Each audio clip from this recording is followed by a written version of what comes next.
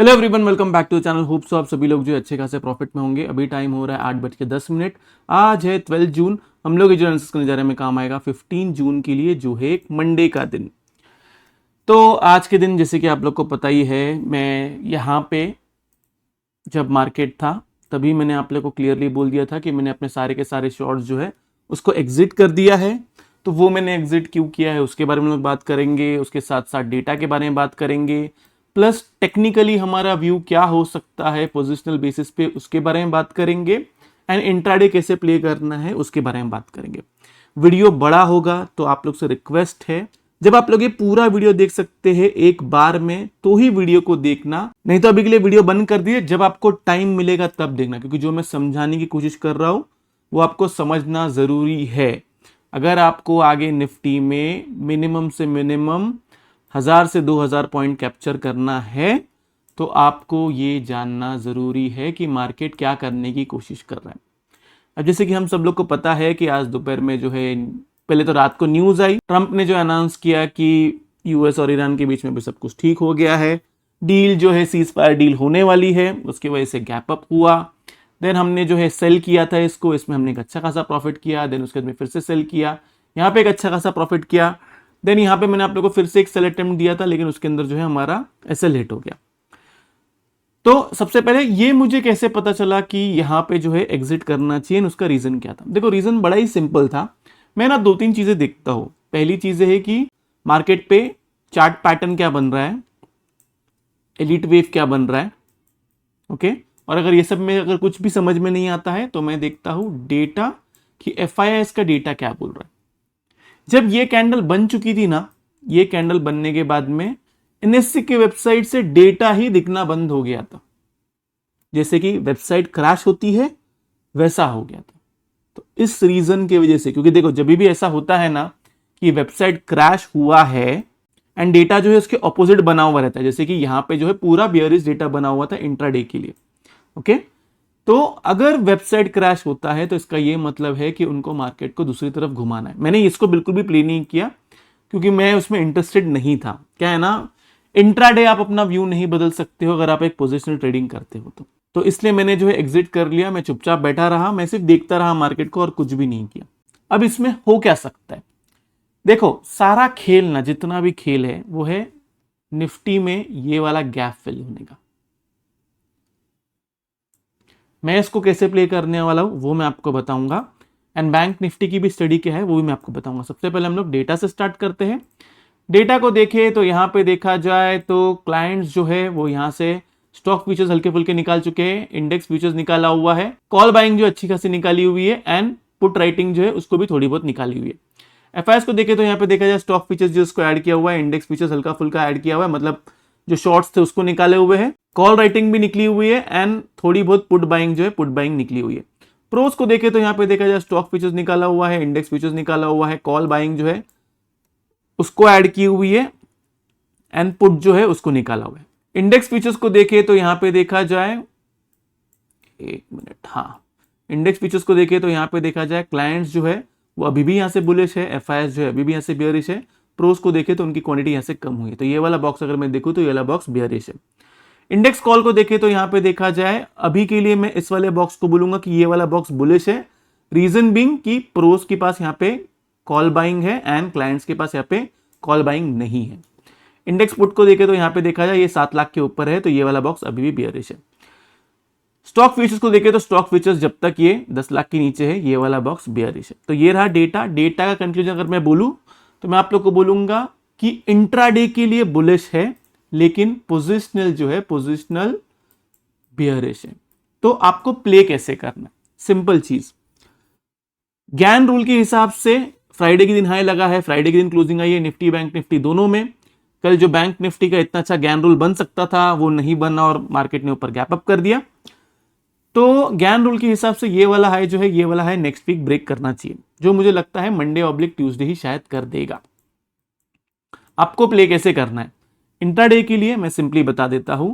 अगर ये नीचे की तरफ अगर आपको मिलता है, गैप डाउन मिलता है, और अगर ये 480 से 450 के आसपास यहां से कहीं से रिवर्सल मारता है तो आप बाई साइड के बारे में सोच सकते हैं, लेकिन एसएल जो है आपको स्ट्रिक्ट 450 का लगाना पड़ेगा। क्लियर है? ऊपर की तरफ टारगेट, ये वाला हाई जो है, ये वाला हाई ब्रेक होना चाहिए। अब नहीं, ये जो है यहाँ पे जो है सपोर्ट नहीं लेता है, देन मैं आपको बोलूंगा ट्रेड घुमा देना जैसे ही ये इसके नीचे आ जाता है। 23,320 के नीचे आता है बिंदास, फिर उसके नीचे आएगा तो सेल कर देना। बस इतना ही है, इसके अलावा कुछ भी नहीं है। मेरा क्या प्लान है पोजिशनली? देखो पोजिशनली अभी के लिए मेरा व्यू न्यूट्रल है। हो सकता है कि जो सब लोग बोल रहे हैं ये एक ए, ये एक बी, ये और उसके बाद में एक सी जो है, सी ऊपर की तरफ जाने वाला है। मैं देखूंगा कि मार्केट जो है या तो ये 23,400 के नीचे रहे, तब मैं सेल करने में इंटरेस्टेड हूं, और एल्स एक अटेम्प्ट में सेल का मारूंगा 23,700 से 800 के पास। रीजन बिंग, जो डेटा दिख रहा है जैसा अभी, ऐसा हो सकता है कि मार्केट को थोड़ा सा और ऊपर की तरफ लेके जाया जाए, क्लाइंट्स को बुलिश किया जाए एंड फिर वहां से नीचे की तरफ एक फॉल दिया जाए। ओके, ये एक पॉसिबिलिटी है। एक पॉसिबिलिटी है कि नहीं, मार्केट अब यहां से बुलिश ही हो गया। ओके, मार्केट अगर बुलिश हुआ है, अगर वो 23,850 के ऊपर रहता है, तब मैं बाय करूंगा। बस यही मेरा प्लान है, इसके अलावा कुछ भी नहीं है। हो सकता है कि मंडे ऑब्लिक ट्यूसडे के टाइम पे मैं सिर्फ इंट्राडे ट्रेड्स लूं, कोई पोजिशनल ट्रेड ना लूं जब तक कोई कंफर्मेशन नहीं आता। बेसिकली पोजिशनल ट्रेड जो है ना, मैं इसके ऊपर बाय करूंगा और इसके बीच में जो है ना, इधर 23,400 के नीचे जाएगा ना तो मैं सेल करूंगा। ये मेरा प्लान है टेक्निकली पोजिशनल बेसिस पे। इंट्राडे मार्केट कैसा चलेगा, कैसा ओपन होगा, वो उसके ऊपर डिपेंड करता है। फिर उसके हिसाब से मैं बता दूंगा कि लाइव मार्केट में क्या कर रहा हूं। ये रही बात निफ्टी की। निफ्टी में तो स्टडी मैंने आप लोगों को बता दिया। हो सकता है कि ये एक ABC है, या फिर हो सकता है ये एक WXY XX और Z जो है Z पेंडिंग है, जिसके अंदर ये एक A B और C नीचे की तरफ बन रहा है।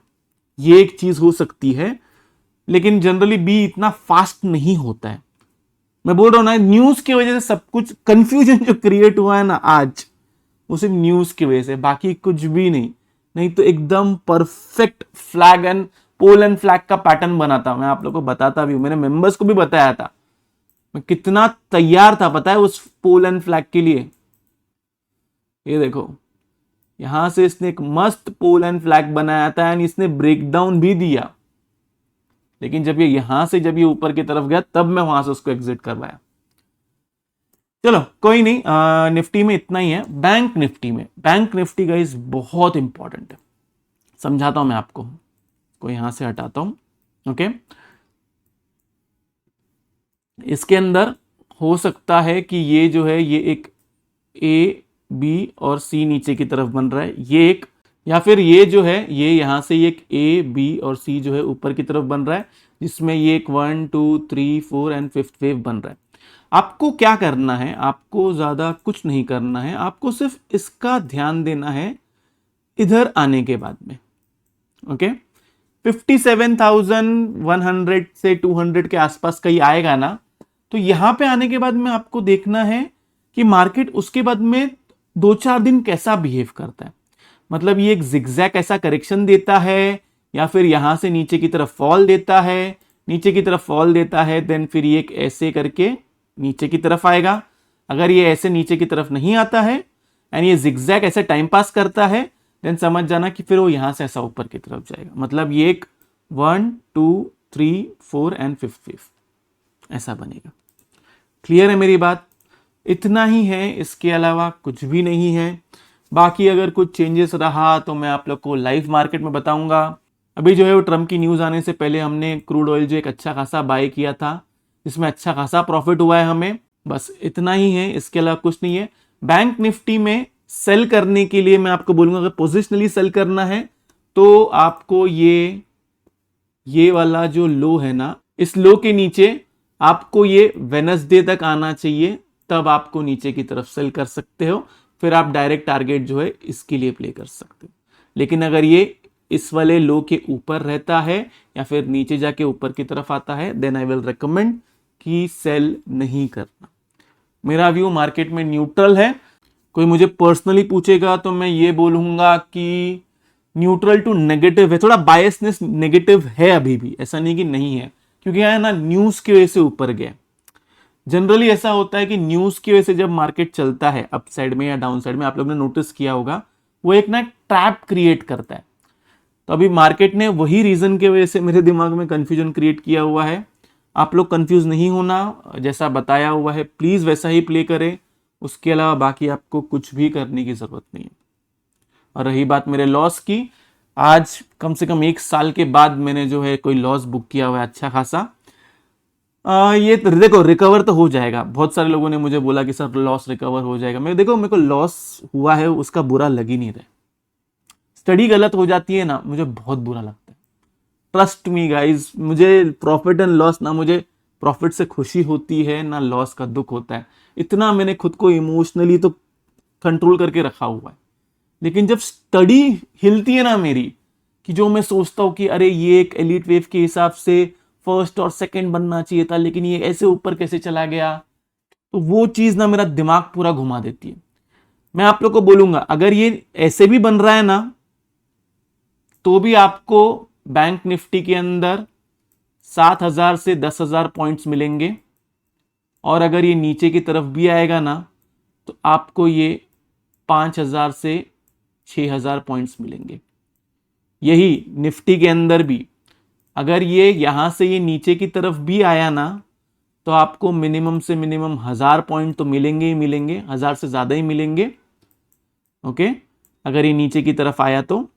अगर ये नीचे की तरफ नहीं आया यानी यहां से ऊपर की तरफ गया, देन तो भाई 27,500 के लिए तैयार रहना। मैं बस अभी उस पर कमेंट नहीं करना चाहता हूं, सिर्फ कोई एक दिन की कैंडल क्लोजिंग देख के। जनरली मैं एक दिन की कैंडल क्लोजिंग पे अपना ट्रेड क्लोज भी नहीं करता हूं।